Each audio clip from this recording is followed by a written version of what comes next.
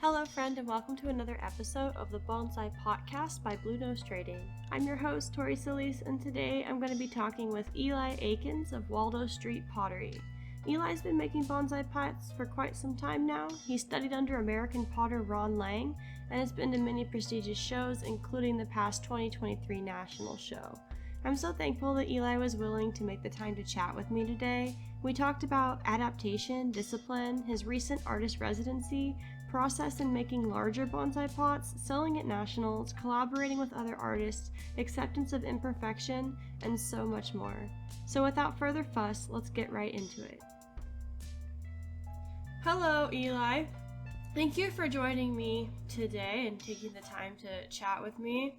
I first heard about you from your interview with Ryan Neal with the Asymmetry of Bonsai Mirai, and I found out that you were off the top just from South Georgia. I lived up in Jacksonville for a while, and then that you worked in the music industry with the Zach Brown Band, and that's super cool.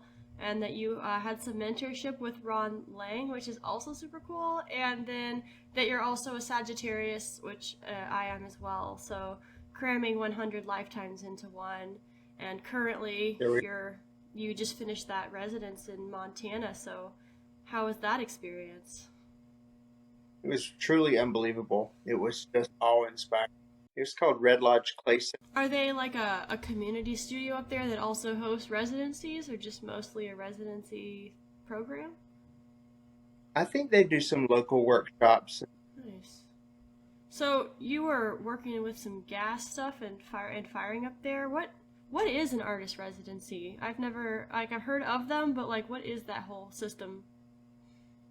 That's a very good question. I have a friend here in the neighborhood, Dow Redcorn Ceramics, and he went out there and did the residency and came back just raving about it, thinking that I would have a great time with it. So he suggested that I do it and put my name out there to those people. And when I applied, they got me in, and I didn't ask a whole lot of questions. I just kind of wanted to go without a big preconceived notion. What I learned was that better be ready to adapt, because they don't really supply. I mean, they supply the everything you need except for everything you need.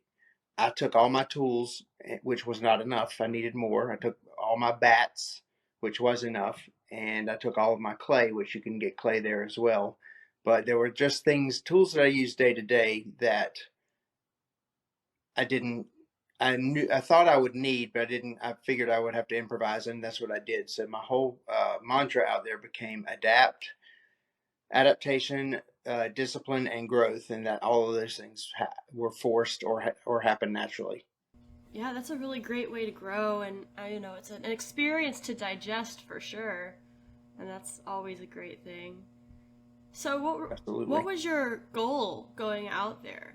Did you go in and was it you had a goal to make a certain type of thing, or was it like a workshop where they were we're gonna guide you through a certain process?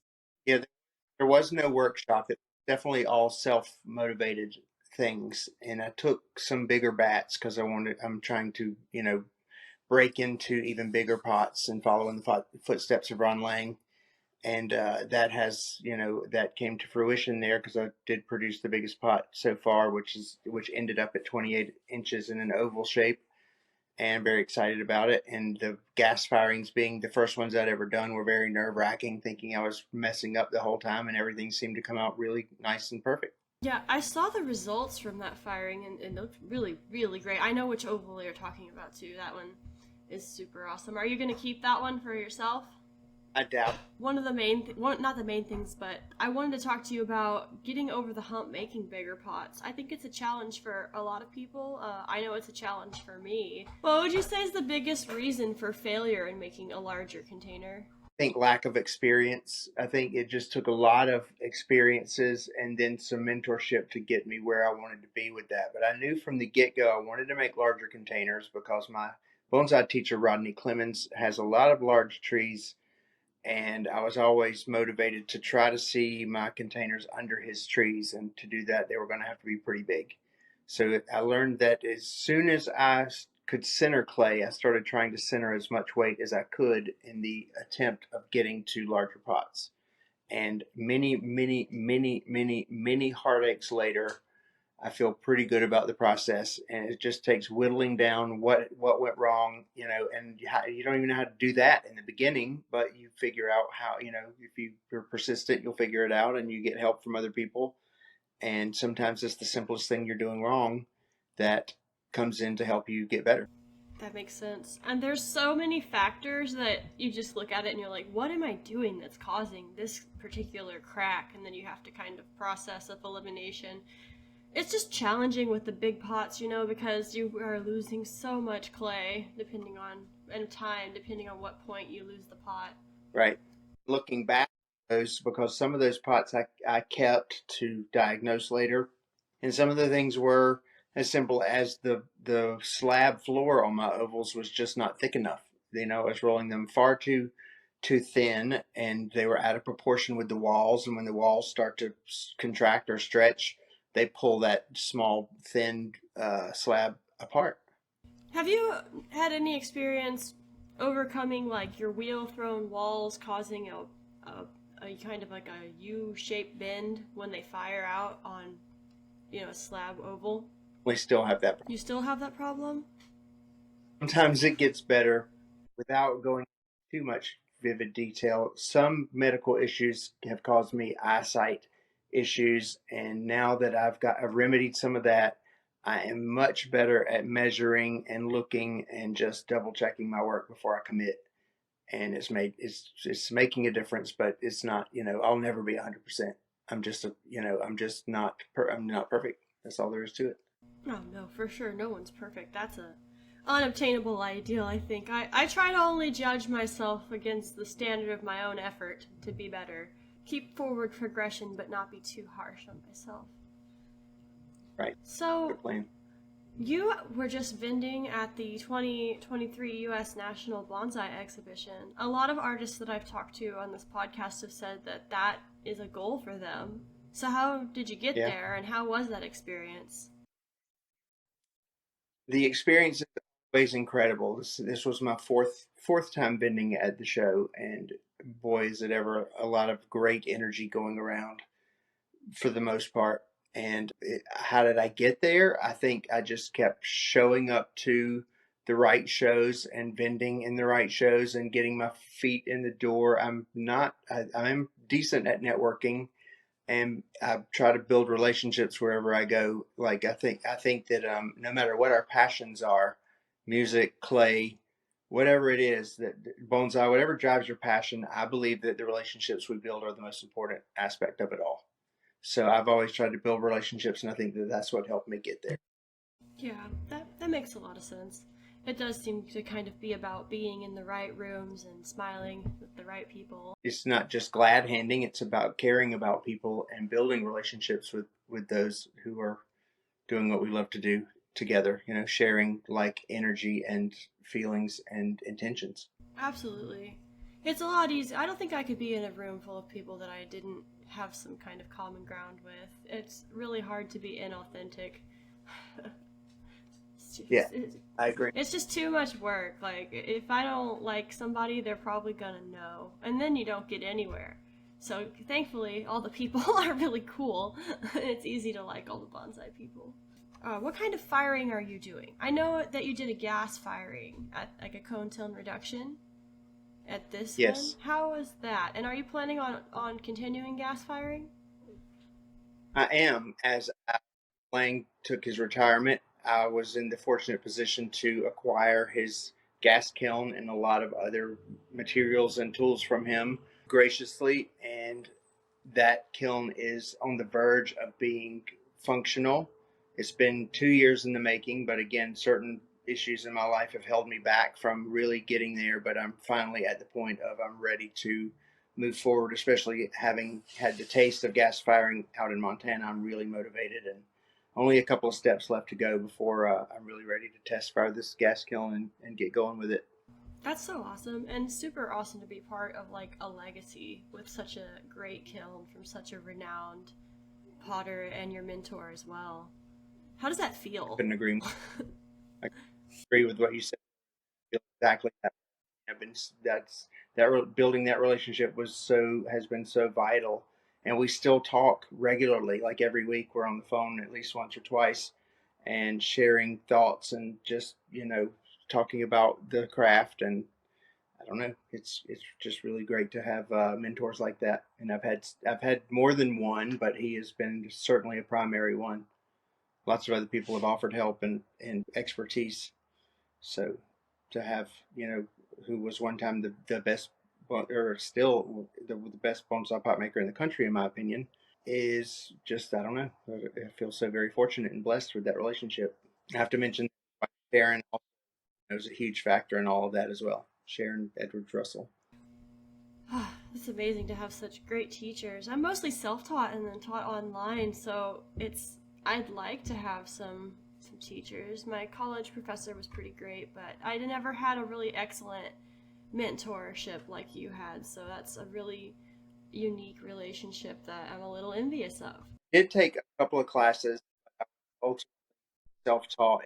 I was trying to do due to the size I was trying to get to, and when Ron saw my work and saw what I was after, he was sympathetic to the help that he could provide, and that's really how all that panned out. Very very thankful and grateful for all that. So what is your favorite part of firing in a gas kiln versus firing electric? Like, what is it about the reduction atmosphere that it gets you? I think it's just the result, the depth you get with the glazes, and I think the process is just kind of magical too. I mean, I think you have to be somewhat calculated and you have to really pay attention, and like exercising those parts of me. So what is the process to fire a gas kiln? Like, how do you attend to that kiln? Well, for now, in a very obsessive way for me, because I'm a little bit OCD anyway, so I'm just sort of, I was standing in a freezing, unheated kiln, metal kiln building out in Montana with 6 inches of snow on the ground, just like literally nerding out with the stopwatch on my phone, counting how many degrees per second or minute were going by and calculating the climb and the rate of climb. And it was nerve wracking and also kind of amazing at the same time. You know when you go into reduction and how long to stay in a reducing atmosphere? There's a couple of signs that tell you when you're in reduction. One is when you open the peepholes and there's a flame shooting out. Typically, that flame is thirsting for oxygen because you've cut off the oxygen supply. So it's reaching out of the kiln to find its oxygen supply. That's one primary way. I think the color of the flame is somewhat indicative, and some smoke emanating from the kiln, which happened way too much in Montana. I had to get out of the room for the carbon monoxide scare. Yeah, there's just a number of different ways, and I believe there's two different times to reduce the kiln, which is one time for body reduction and another time for glaze reduction. And the guy that was sort of leading me out there, Pete Scherzer, brilliant potter, he told me he does not really reduce for glaze. He only reduces for body reduction, which was interesting. But I'm interested in doing the glaze reduction because those are the results that I tend to like. Copper reds. Yeah, reds don't appeal to me all that much, but I'm sure I'll do it at some point. But yeah, we do bonsai pots, so I like, not so glossy, not so shiny. I like some satin and I like a little bit of gloss as an accent, but not like full on glossy glazes. It's just not, they don't appeal to me or most bonsai artists, I think, and we are ultimately creating art for other artists, so. Very true. So are you making your own glazes? I am. I'm in the process right now of mixing two glazes that are Ron Lang's recipes from Ron's catalog. And I found that in the meantime of working on getting his gas kiln going, I've been firing these glazes in cone 6 oxidation, and they're having some brilliant results there too. So cone 10 glazes and cone 6 firing, some of them have really turned out very interesting and fun. Like just melt result in cone 6, especially in oxidation if they were made for reduction too. Have you ever been on glazy.org? Oh yeah, I made a glaze off of there that I saw a glaze in the Red Lodge Gallery that I was enamored with, and I found it on Glazy, and I tried it, and it did not turn out at all like it looked on the pot that I liked, but it still turned out with a decent result. which is That's, kind of interesting with glazes. I guess sometimes you can really fall on your face with that, but I'm pleased with the result. yeah, you gotta Even test. though it wasn't what I was after, that seems to be the case a lot of times in firing in any atmosphere. Glazes are tricky. There's just so much that can happen with your like glaze and body reaction, and then also your firing. You know, not just the atmosphere, but like your cool down time and Right, everything else. right. And then there's the heat work. Like, are you like cone 5, 5 15-minute hold to cone 6, or like 6 holding and then kind of leaning on 7, like, or 10 reduction. Totally different. It's like super interesting. Yeah, and on that note, going back to learning about solving problems with bigger pots, I'll credit Rob Wallace with giving me the tip of slowing my electric kiln down, and I did this with reduction kiln as well. That slowing down through the quartz inversion process, I believe, has helped. Would you say you do that for both the glaze and the bisque? You fire slower, or is it more important in one or the other? I do it in both. So, is your studio, like, I know you are working in the residency as a more public space, but is your normal studio a home studio or a public workspace? It's a home studio. I was fortunate enough to acquire a property across the street from where I live primarily, and it was a very deep lot. And I started looking into the zoning of it, and it looked like I could have what's called an accessory dwelling unit in Atlanta. And over the pandemic, I chose to take the time that was necessary, and we got laid off work anyway, so I had a bunch of time on my hands. I needed a project, so I'd already had the drawings in the works for a studio, and we started building and got it completed over the year of 2020. That's awesome. You built it all yourself, or did you contract it out? I contracted it out, Okay, that's fair. I mean, that's what I would do too. but we got it there. Yeah, I can build a pot. I can't build a house. That's fair. That's very fair. There's a lot of skills that go in, but hey, I was going to credit you to it. What does your normal studio routine look like for you? Are you full-time potting right now? I am right now. Yes, I'm working on another venture. I am full time in the studio now. I'm in here every day before the sun comes up. I was also in Montana in the studio every day before the sun comes up and working until the sun goes down. I'm just driven to work now and make up for a little bit of lost time that I've had. And I'm stacking up shows end to end with just enough time in between to produce new work. And I'm really excited about the prospect of doing this. The financial shift has been noticeable, but my happiness shift also has been noticeable. So I'm in the pursuit of happiness and not ultimate finances at this point. Thank goodness. And I'd say I'm in like the pursuit of freedom. Like I have to be able to pay the bills and eat and stuff, but after that, like after that primary stuff is taken care of, I just want to make my pots and buy more clay. So I'm with you. I don't need a whole lot. I'm with you. Well, I'm happy to have included a pug mill in my studio, so I'm reading a lot of clay. As soon as I get the space, I have Ron's recipe for his clay body, which is a really brilliant clay body to throw with and build pots out of. And I look forward to mixing up that clay for myself as well, and just buying raw materials and mixing them instead of buying commercial clay. That'll be exciting to mix your own clay. What color is that body? I have not think I'm familiar with it. Is it a white or is it a red? It's a red brown. Okay. Yeah, I prefer that. Breeze to me, than white or porcelain colors. I mean, I just think it is a better fit. Yeah, definitely. A lot of trees look really great in that raw red body for sure. Right. So, are you using a commercial clay right now just to get through? I have been, yes. Which one do you like?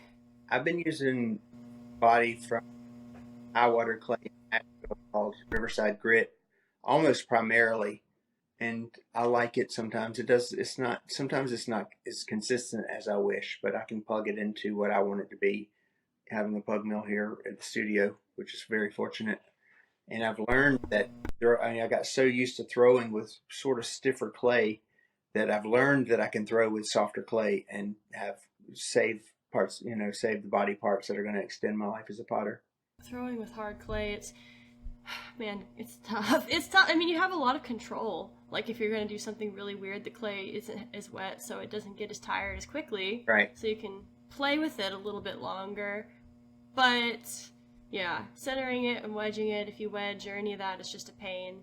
Yeah. And then with soft clay, you kind of have to know where you're going, right? Like you have to have an idea because you can't doodle around with it too much, or it's already got so much water in it, it's gonna fall over. True. I've also had to learn to get up and walk away, wheel, and let the pot spin slowly. Mm. Let it set up just a little bit, and if the clay's too soft, which is, learning to walk away is definitely something in pursuit of right now and practicing, because I can easily stay and overwork a piece, and I don't want to do that. I want to let the clay breathe. I want to let the clay be itself. I want to keep the dynamics and the vitality in the clay that I'm working on. Is very important to me at this point. Yeah, I'm also a master of fussing with it. Right. To where people are fussing with it. If you keep putting that much time into it, it's now an $800 pot that doesn't look like an $800 pot. Right. Like, dang it. But it's gotta be excellent. I mean, you get faster too, like you just get little tricks and things that create excellence without as much fuss over time. Right.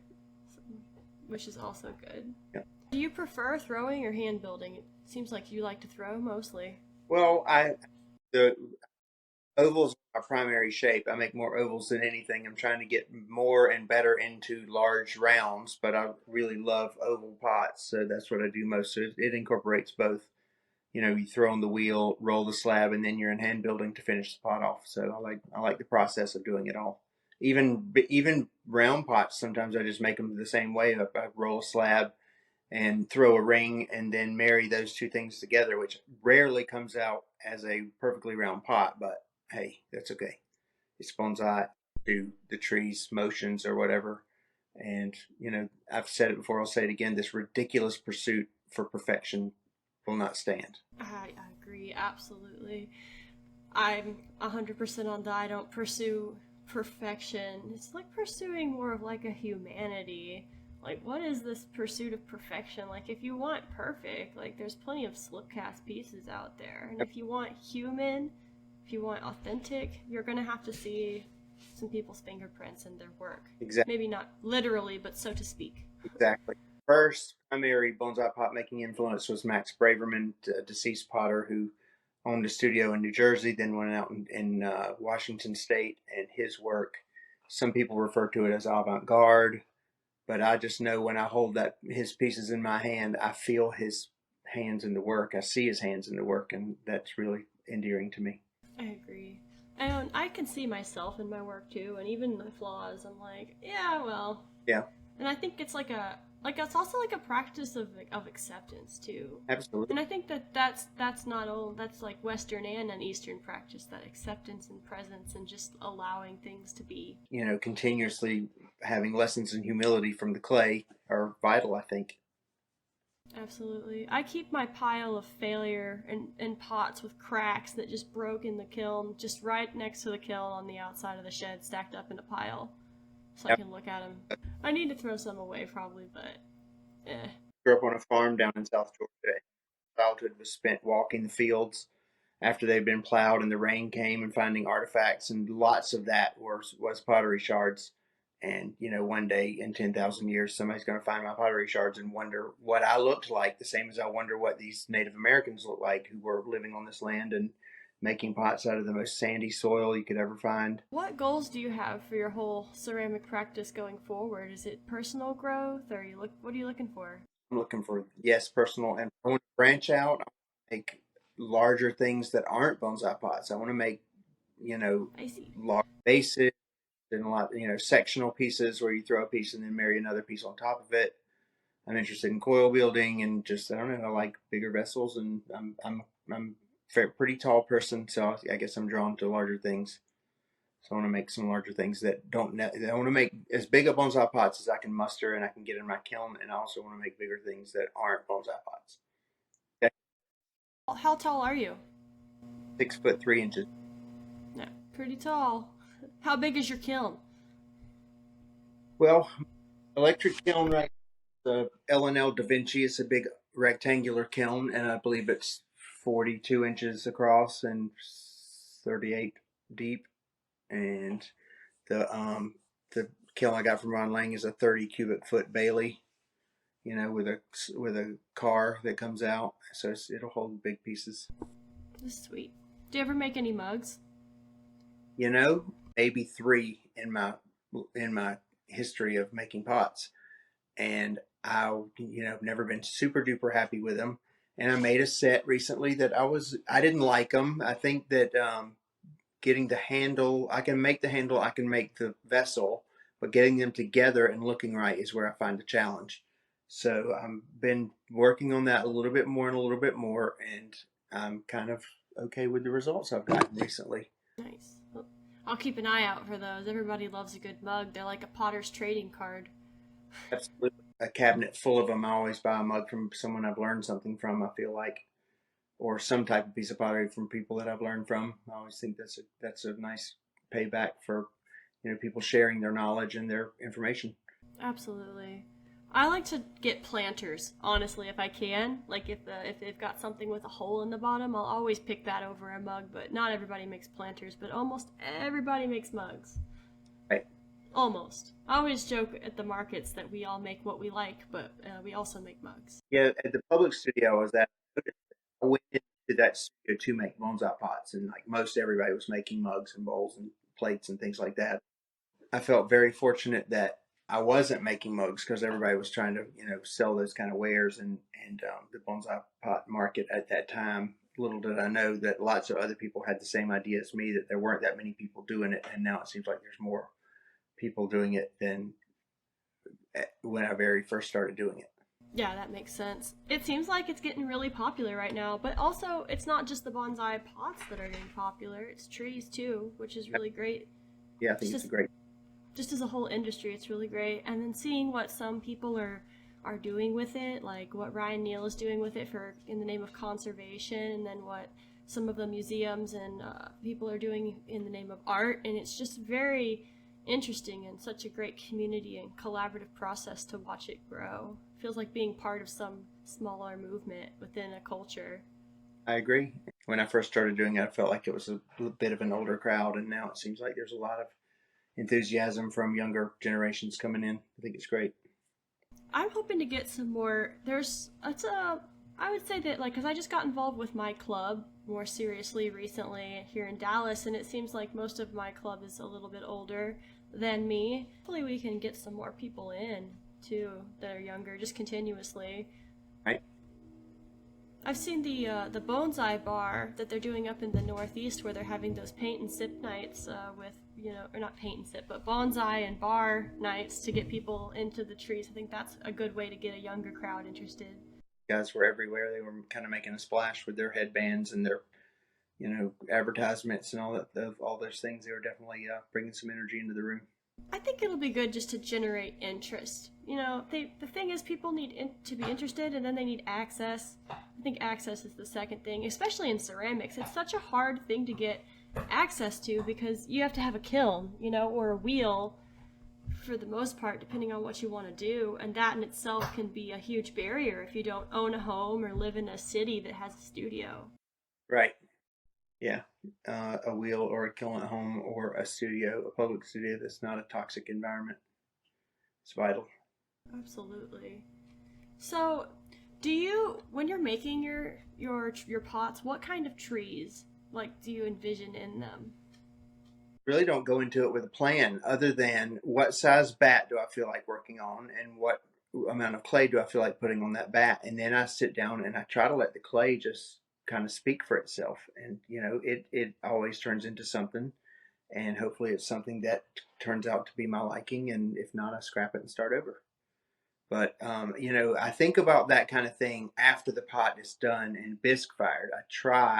It's not always easy, but I try to sit and look at the pot and let it dictate what it should look like in the end. Should it be an iron oxide wash? Should it be a very dynamic glaze? Should it be a very sort of plain and not such a dynamic glaze? And just, I don't really think about the tree as much at that point. I'm just thinking about the pot. And then, once it's glazed, I can think about what kind of tree would look good in that. But again, I like the clay to have a voice of its own and just try to follow along what I think it wants. I like that intuitive way of working with the clay. It's an excellent way to have your process and then be open to just letting things happen, letting the creativity just flow naturally. Yes. So, do you have any trees of your own right now that you're caring for? I do. Through the last couple of years, I had some health problems, and I lost a lot of my collection trees that I was very emotionally connected to due to where I collected them, how I collected them, who I collected them with, the care I'd put into them for however long, and I lost a lot of my trees. But now I have all of my trees right here at Waldo Street Pottery in the garden right out front. So, they're in a lot of them are in my pots. A lot of them are in other pots from potters that I know and respect and care about. So yeah, I have my trees. I think the one of the biggest things I learned about making bonsai pots was when I potted one of my own trees in one of my own pots. It was just such a very big learning curve was achieved by doing that. I learned what I was kind of doing wrong and what I could have done better. I feel like if people aren't growing trees and they're making bonsai pots, you can kind of tell it. Yeah, there's like a disconnect there between the form and the function sometimes if you're not tending to your own trees and seeing how they grow and what it's like to have them in a pot and what they need as far as tie down holes and room underneath the pot to get wire through and how the water's going to drain out and having even drainage across the pot. I'm a big fan of multiple drainage holes for that reason. Yeah, I mean, smaller pots I have a thing, and on the medium pots I have a thing, and on the large pots I have a thing. And I think it's all relative to the proportion of the size and the proportion of the tree and what the roots will need and like, because you got to think about drainage. You also have to think about air intake from the bottom. So I think big pots need to have a couple of more holes, and medium pots you can get away with a certain thing, and smaller pots you can get away with a certain thing as well. It depends on what you're nurturing, I guess. Yes, absolutely. I think that when I go into thinking about it, I try to make as many options as possible. I'm like, yeah, this is a tiny pot, but I'm going to try to make a couple little tie-in holes in case you want to put something weird in here that's going to be heavy. Make sure when you put the tie down holes, you hide them behind the feet so that when you're down and you're looking at the nabari across the lip of the pot, you're not seeing the wires underneath and it's distracting you. So I think that was a great bit of advice, and that's something I've followed since he asked me or showed me that detail. That's like the most golden nugget of wisdom that I've gotten this week, and it's Sunday, so the bar was high. You did it. No, you did. You topped it off right here at the end of the week. That's great advice. Awesome. I would never have thought of that. Yeah. I thought You just changed my process forever. All right. Probably anybody listening, you might have changed their process forever now too. All right, that'll be $5. What would you say for someone who wanted to get started making their own bonsai pots? I know there's a lot of people out there who are pottery curious. Do it. That's all. I mean, because you can do it. It's a process. The biggest advice I would give you is do not get emotionally connected to your pieces. Let them be what they are. If they break, learn from them and don't get discouraged. Just keep going. Just keep showing up and keep doing it. Absolutely. Showing up is so important. And it doesn't mean just like turning the lights on in the studio, although that's part of it. But you have to actually be there and be present and be Right. open and willing to learn. Like showing up is so important in so many ways. You're absolutely right.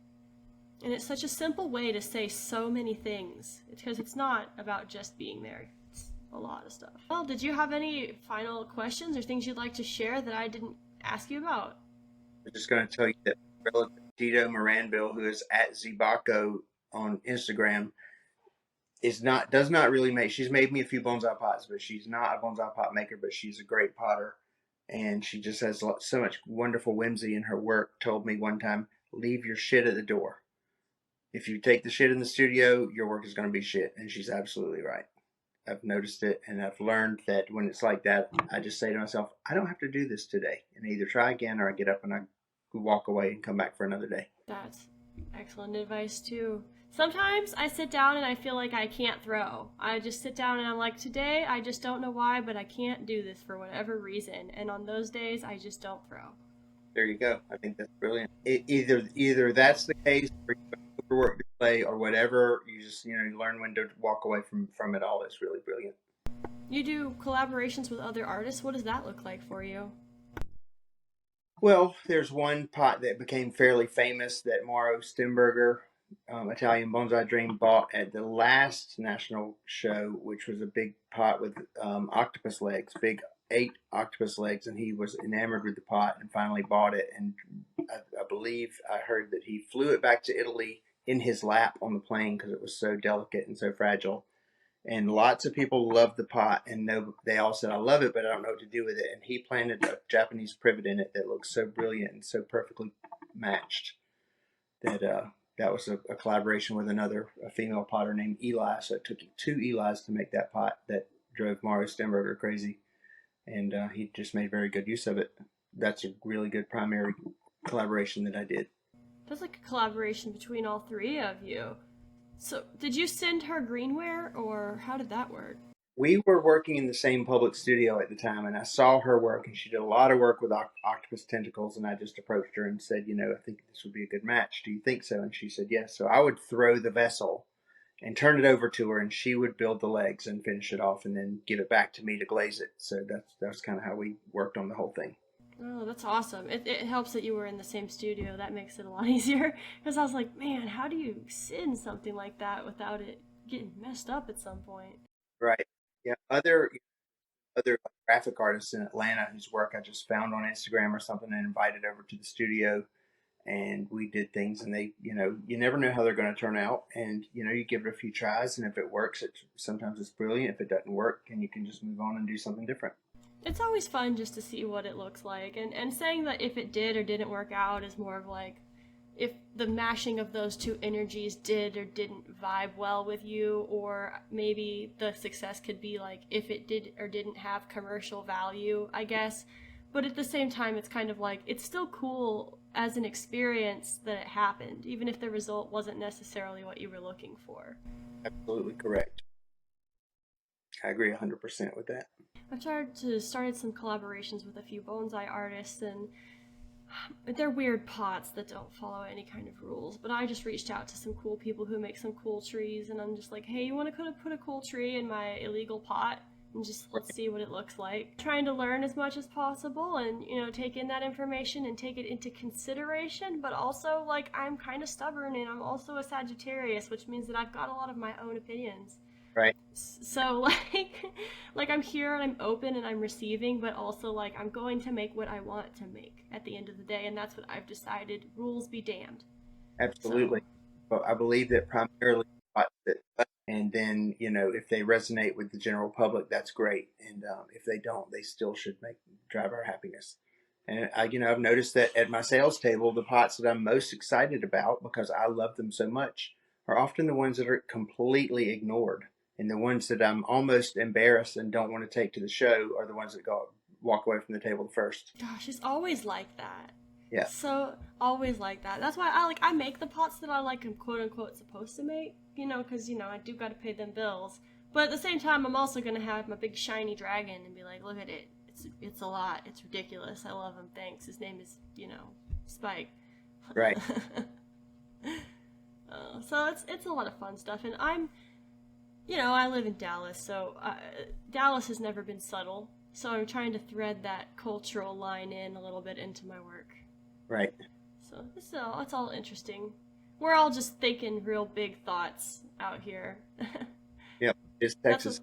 Yeah. Well, everywhere. I mean, everybody has their own opinions and thoughts on their artist statement, whether they've written an artist statement or not. Everyone internally has an artist statement.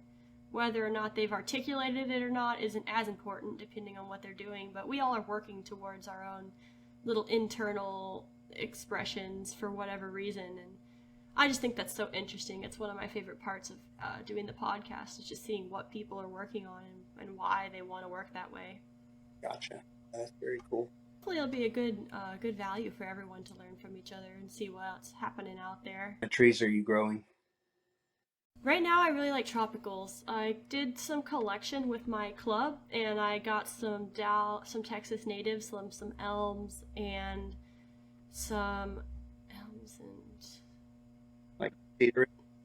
There's cedar elm, Texas elm, and I think I also have some ash that I collected as well. But they're all in their large collection pots for maybe a year more. I got them last spring, so I might still let them grow out for another year. But other than that, I've got some tropicals. So like I have a fig, and I've got a Brazilian rain tree, and I've got a mimosa that I took out of my yard because it kind of volunteered, and that one's been kind of fun. So just whatever is out there. And I just got a little baby bald cypress that I'm super excited about. I really want to work with those, so this is my first little one I'm going to put in the ground. Yeah, one of my favorite species to work with. For some reason, styling flat top bonsai. Maybe growing up in South Georgia around a lot of cypresses influenced me in that way, but I love wiring those and creating that flat top style. Dungeon Angel there, but I really love collecting those and wiring those in that way. I think it's the Florida too. I went to college and graduated high school down in Florida, up in Jacksonville, and they're just out there, and it's so swampy, and they're so beautiful, and the swamp is so underrated. It's like my favorite ecosystem. And whenever I say that, people are like, what, wetlands? That's your favorite ecosystem? I'm like, the wetlands are great. Like, I wouldn't want to go for a picnic in the wetlands, but like, what they do and how many animals and plants and the diversity that they host, they're amazing. Right. Agreed. Love it. Love the wetlands. Love it myself. Me too. And I'm excited to learn how to work with the bald cypress, because down here in I'm kind of like northeast kind of Texas. It's like it's a quote unquote native. They're a little farther east, honestly, than where I'm at exactly, but it's a thing that can be done here, and they're amazing. And I love the deciduous trees. I'm really bad at evergreen trees. Yeah, I'm broadly evergreen grower, so I like the native species, American hornbeams and beech, and I like boxwoods a lot. I like maples of all types. So definitely like trees that lose their leaves in the winter. Me too. And I think after I figure out and get comfortable with the horticulture of deciduous trees, that I might take time to commit myself to learning black pine. But I feel like it's an entire subject on its own, because they're just so different and they require so much. Right. At least that's what it seems to me, as someone who basically knows nothing about black pines. And every time I get any kind of pine, I let it be for a real long time, and then I'm like, okay, buddy, it's bonsai time. Right. And then the first time I do anything to it, they always die, and I'm like, whatever. Wow. It's me. I know it's me, but I'm just like, I'm like, okay, if I'm gonna do this, I'm gonna have to commit to just learning pines for 2 years, at least. I like the things that come sort of native, like the Rocky Mountain junipers, the limber pines, the things like that. I tend to gravitate to. Yeah, I like the natives too. I like that concept. I like of working native and working not only with native trees but native culture areas of this country. Right. I think that could come through in the pottery, and I haven't exactly figured all that out yet, but I think it'll be interesting to watch it come through in the pottery, the distinctions of what makes it northeast or southern or western or northwestern or all that. It'll be interesting. We all have different clay and influences, and we all have different tree species coming out of our areas. I like it. I like how the layers here. It's exciting in the future, so we will see how it goes. I think that pretty much wraps us up for this day, though. So where can everybody find you online, and are you selling online, and do you take commissions? All three of those things. Facebook, Waldo Street Pottery. I'm on Instagram at Waldo_Street_Pottery. I do have a website, waldostreetpottery.com, where I sell my wares, as well as Mako bonsai stands that are some of the best being made to work on your trees with. And I'm all around. So, and I take commissions. So, hit me up through the website, hit me up through Facebook Messenger or Instagram DMs, and I'm around. Well, thank you so much, Eli. Thank you, Tori. I appreciate you. This podcast is brought to you by Blue Nose Trading, which is me and all of my patrons. You can get early access to unreleased podcast episodes and YouTube videos by becoming a patron of my work at patreon.com/bluenosetrading. You can find all of my current available ceramic work on my website, bluenosetrading.com. For social media links and information about today's artist, be sure to check out the show notes. Thank you so much for tuning in this week. Remember that you have great ideas that are worth exploring, drink lots of water, and I will see you all next time around.